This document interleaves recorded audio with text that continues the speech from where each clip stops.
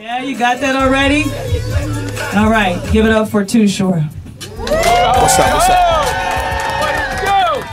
Oh, man, wow. Thank you, Too Short, for taking the time out. I know you're real busy. You know, like you got a studio that you just opened, Boombox Studios.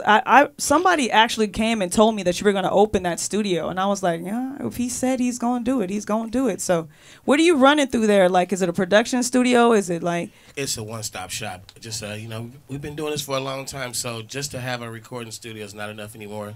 You got to have cameras and lights and green screens and editing and, you know, and everything. So I took it to a new level though, as far as studios, because inside the studio is a performance stage, and like it's like a nightclub in there. So, you know, so we could do stuff like this. We could do showcases. We could do, you know, live performances as far as comedy, whatever. Like it's a nice little house. So, yep, that's what we're doing. And it's not. It wasn't just like some egotistical thing. I really did it so that I could work with, you know, independent, talented people who are out there doing their own thing. Mostly people that aren't on major labels. That's nice. And then you created your own label. So the Pimp Tape is your first project on your own label. Well, actually, the Pimp Tape is on Empire. But at the same time, there's a lot of stuff going on. So we got things I do with these people over here, this stuff over here, and you know, right now I'm running this through Empire. But I am launching a venture called OG Records, and it's more or less about artists who are independent, not necessarily new artists, just artists who are independent that would like to join forces and put out music collectively. So that's what that's about.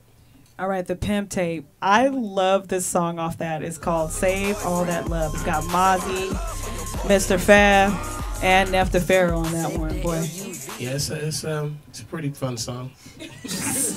Yeah, I was telling them, like, we were in the other studio, and I was just telling them how when I was younger, and because I grew up, I'm from Oxnard, and I'm a square, okay, for real, square. So back in the day when I would listen to his stuff, it was like more like I was being put up on game.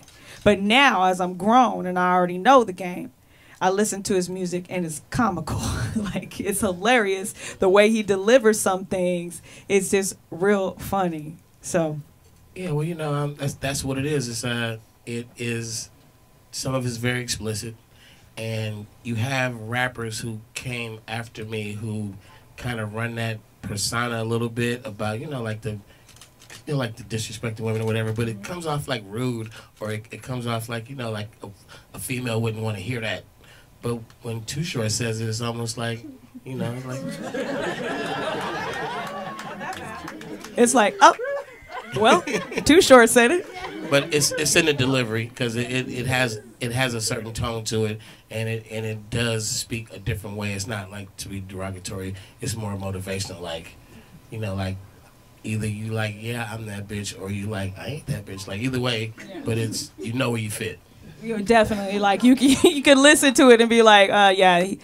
Now, as you get older, you can listen to the music and goes, that does not apply to me, but I like it. You know what I'm saying? Like Twerk Train. Yeah, I like Twerk Train. That's fun.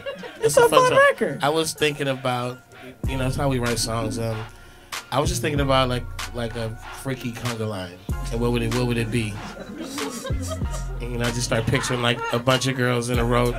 I probably was somewhere and saw it, and then in my mind I made it be like more than what it was.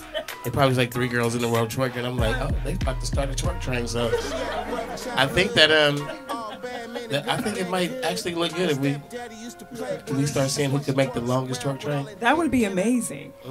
But okay. But okay. But Give Her Some Money. Yeah. I just was running through a couple of songs that I liked off of it. These are all educational songs. All educational. The song is literally geared towards like strip club goers who don't participate. Like, it's the guy at the table next to you. You're having fun, and he's just staring at your table. You're like, dude, just give her some money. Like this. She deserves it. Give her some money. Yeah, exactly. She's working for it. Do it. So you have a documentary coming too as well?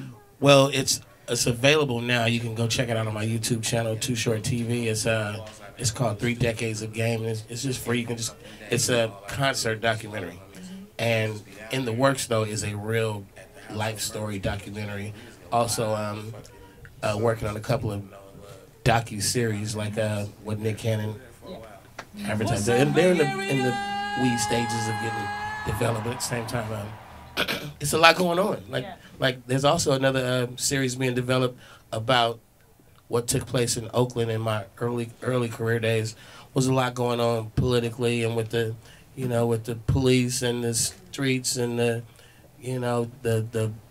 Black Panthers and all this stuff that went out there in Oakland. A lot going on. You know what? Can you speak on this? I feel like the people of Oakland are real, like, I don't know. They have this fire about them. It's a Bay Area spirit, but it's the protest thing where they just, people like to get together and fight against what's wrong, whether it be injustice in the system or just something on the streets or with corporations, with anything. They still, I don't know if a lot of cities do it, but in the Bay you will see picket signs and people will get out there and block a whole freeway, shut it all the way down. No problem. On every level. So it is a thing that's in the air. When something really unjust happens, people start calling you. I might be out of town. They're calling saying, "Are you coming here? Because we about to go fight for this." So it is in the spirit of the city, and the best part about it is it's never, in a city like Oakland in particular, it's never really the people who get together. It's never really like, let's fight for our own race, our own ethnicity. Let's fight for the city, So you see this rainbow of people. A lot of us are mixed, and it's really hard to say I'm fighting for the Latino or the Black or the Asian or white. They just all the babies are mixed now. So you get out there and it's just beautiful. Look, just like this room right here. This is what it's starting to be. It's a nice little beautiful room out there. Mm-hmm. I appreciate represent everything. I appreciate all y'all for coming. So you gave me a piece of advice, and I want you to just we talked about this. Mm-hmm. I saw Too Short at a club, and I walked up to him, and I was like, "Hey, Short." He was like, "Hey," and he remembered me, and he was like, "So you still in radio?" I was like, "Yeah." He was like, "You got any haters yet?" I was like, "Haters?" He's like, "Yeah, because if you don't have any haters, you ain't doing something right." And you know what? That piece of information he gave me stuck with me. Like every time somebody's hating on me, I go, "Well, Too Short said, I must be doing something right." Well, yeah, it could be frustrating to you to start to, you got a dream and you start to see your dream come true, and somebody really close to you or multiple people close to you start getting mad at you and clearly like trying to either sabotage you or just hate you because you're finally doing something good, and you may be confused as to why. You might put way too much energy into trying to figure out how to make it different or change, but really if you've been doing what I've been doing as long as I've been doing it, you really realize at some point that you need that. Like you really, without those haters, you may not reach your full potential. Like when they hate on you and you take that energy, that bad energy, and you like motivate yourself to do more, to just kill all that, that's how you excel. So a lot of haters, I like it.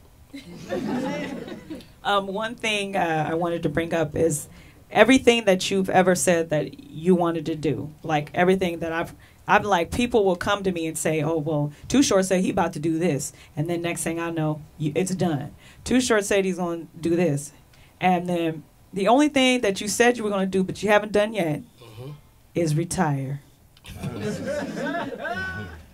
Well, I've retired a few times.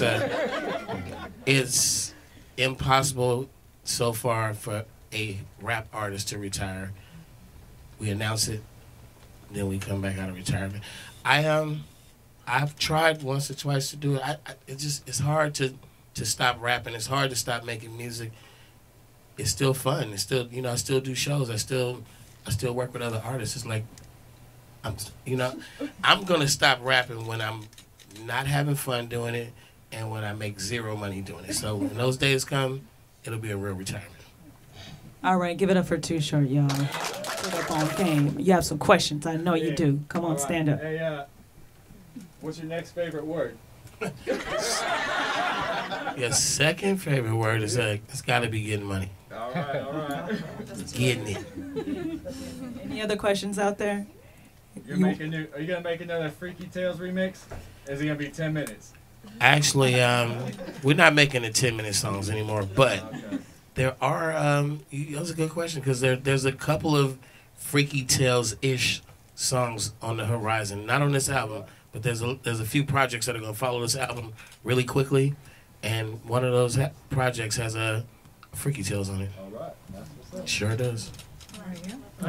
I just wanted to say, Too Short. I like to blow the whistle, and I like all the other legendary songs like Choosing. You know, I just wanted to blow the whistle for you. Shake that monkey. All right, y'all, give it up for Too Short. All good. Yeah.